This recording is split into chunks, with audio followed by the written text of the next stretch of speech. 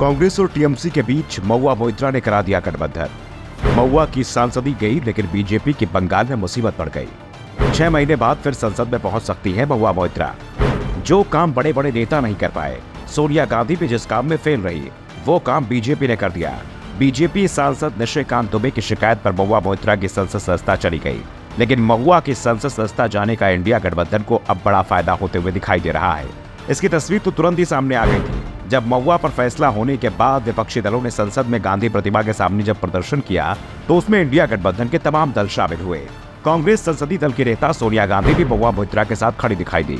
तृणमूल कांग्रेस और ममता बनर्जी ने महुआ मोइत्रा खिलाफ हुई कार्रवाई को दुर्भाग्यपूर्ण बताते हुए कहा कि हमारी पार्टी इंडिया गठबंधन के साथ मिलकर सरकार के खिलाफ लड़ाई लड़ेगी। जबकि 2 दिन पहले 6 दिसंबर को जब मल्लिकार्जुन खड़गे ने इंडिया गठबंधन की बैठक का ऐलान किया था तो सबसे पहले ममता का ही बयान आया था। उन्होंने बैठक में आने से मना कर दिया था, जिसके बाद बैठक को 17 दिसंबर तक के लिए स्थगित कर दिया गया था।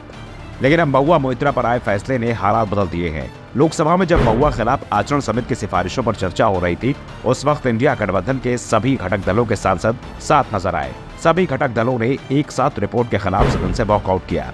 सदस्यता खत्म होने के बाद जब महुआ मोइत्रा संसद भवन में मीडिया से रूबरू हुई तो कांग्रेस संसदीय दल की नेता सोनिया गांधी लगातार उनके पीछे खड़ी नजर आई।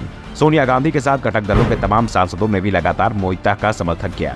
कांग्रेस रणनीतिकार भी मानते हैं कि इससे गठबंधन की एकजुटता को बल मिला है।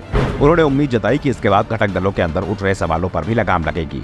इंडिया गठबंधन को सबसे बड़ा फायदा तो बंगाल में मिलेगा। अब टीएमसी की सिर्फ कांग्रेस से ही दूरी कम होती नहीं दिख रही है, बल्कि वाम दलों से भी उनकी दूरी कम होती दिखाई दे रही है, क्योंकि महुआ के साथ वाम दल भी दिखाई दिए हैं। ऐसे में इस बात के संकेत मिल रहे हैं कि लोकसभा चुनाव में पश्चिम बंगाल में महाजोत बन सकता है। जिस महाजोत की कल्पना कभी ममता बनर्जी वाम दलों के खिलाफ करती थी, अब वो गठबंधन बीजेपी के खिलाफ पश्चिम बंगाल में बनता दिखाई दे रहा है।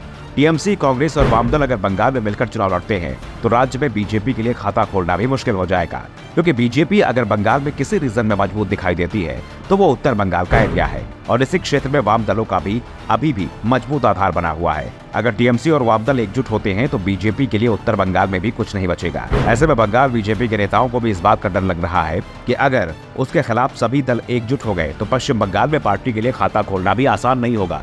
दूसरी ओर महुआ के निष्कासन के मामले से टीएमसी में गुस्सा बढ़ता जा रहा है और ममता बनर्जी तो पहले ही साफ कर चुकी है कि महुआ दोबारा संसद में पहुंचेंगी। यानी 4 महीने बाद होने वाले लोकसभा चुनाव में टीएमसी एक बार फिर से महुआ मोइत्रा को टिकट देगी, ये तय हो गया है और गठबंधन होने की सूरत में महुआ के लिए चुनावी मुकाबला आसान हो जाएगा। वैसे कांग्रेस और वाम दलों की ओर से संकेत मिलने लगे हैं कि अगर बंगाल में इंडिया गठबंधन एकजुट होकर चुनाव नहीं भी लड़ता है तो महुआ खिलाफ कोई भी दल अपना उम्मीदवार नहीं उतारेगा। यानी बीजेपी के लिए महुआ की सदस्यता लेना, और वो भी उस समय जब लोकसभा कार्यकाल समाप्त होने वाला हो, कुछ ही दिनों में लोकसभा चुनाव का ऐलान होने वाला हो, उस समय महुआ पर की गई कार्रवाई बीजेपी पर भारी पड़ सकती है। Bureau report, the Navdarpan news.